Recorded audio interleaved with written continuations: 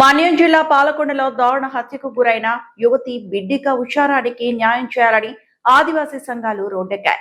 నిందితులకు ఉరిశిక్ష విధించాలని, మరణించిన యువతి కుటుంబానికి 5 కోట్లు నష్టపరిహారం అందించాలని, కుటుంబంలో ఒకరికి ప్రభుత్వ ఉద్యోగం కల్పించాలని ఆదివాసీ నేతలు డిమాండ్ చేశారు.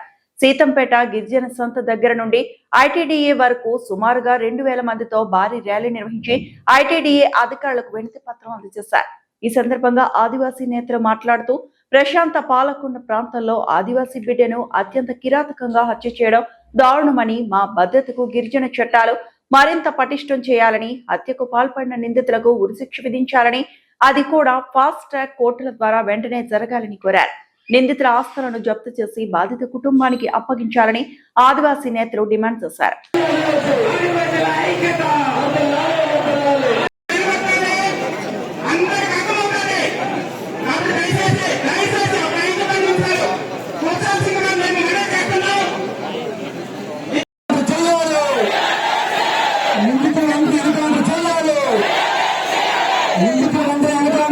వాబియోగి ఆదివాసీ సంక్షేమ పట్ల రాష్ట్ర ఉపాధ్యక్షుడిని. ఈ రాష్ట్రంలో జరుగుతున్నటువంటి హత్యలపైన ప్రభుత్వ హత్యలుగా పరిణయం చేయాలి. ఈరోజు పార్వతీపురంలో జరిగినటువంటి ఉషారాణిపై హత్య చేసి చంపడినటువంటి ఈ నిందితుడిని తక్షణమే బహిరంగంగా ఉరితీయాలని ఆదివాసీ సంక్షేమ పరిస్థితి డిమాండ్ చేస్తూ ఉంది.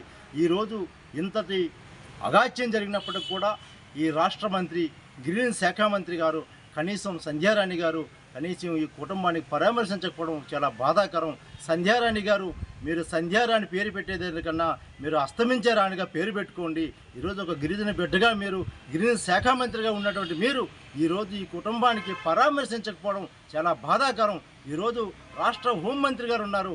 హోంమంత్రి పేరు తగ్గట్టుగా హోంకే పరిమితం అయ్యారు తప్ప ఆదివాసీ ప్రజల మీద కానీ, ఈ చట్టాలపైన కానీ, ఈ పోలీసు యంత్రాంగం మీద కూడా మీరు ఎటువంటి చర్యలు తీసుకోకపోవడం చాలా బాధాకరం.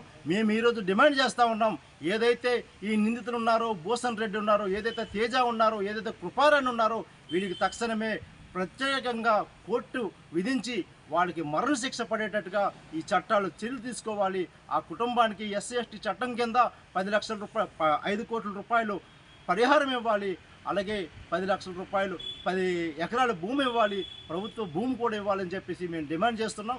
ఆ కుటుంబానికి ప్రభుత్వం నుంచి కూడా ఉద్యోగం ఇవ్వాలని, ఉద్యోగ భద్రత కల్పించాలని మేము డిమాండ్ చేస్తున్నాం. అంతేకాకుండా ఈరోజు శ్రీకాకుళం జిల్లాలో కూడా 12 ఏళ్ల బాలికి, ఆదివాసీ బాలిక పైన అత్యాచారం జరిగింది. ఈ రాష్ట్రంలో ఉన్నటువంటి డిప్యూటీ సీఎం ఏదైతే ఒక ఆడపిల్లకి అన్యాయం జరిగితే మేము ముందుంటానని డిప్యూటీ సీఎం ఈరోజు శ్రీకాకుళం జిల్లాలో కానీ ఈ రాష్ట్ర వ్యాప్తంగా జరుగుతున్న మహిళలపై దాడిపైన కనీసం స్పందించకపోవడం, మీరు రాజీనామా చేయాలని కూడా ఆదివాసీ సంక్షేమ డిమాండ్ చేస్తుంది. త్వరలో ఈ కుటుంబానికి, అమ్మాయికి సరైన న్యాయం జరగకపోతే పెద్ద ఎత్తున ఢిల్లీ స్థాయిలో కూడా ఉద్యమం చేస్తామని ఈ ప్రభుత్వానికి హెచ్చరిస్తూ ఉన్నాం.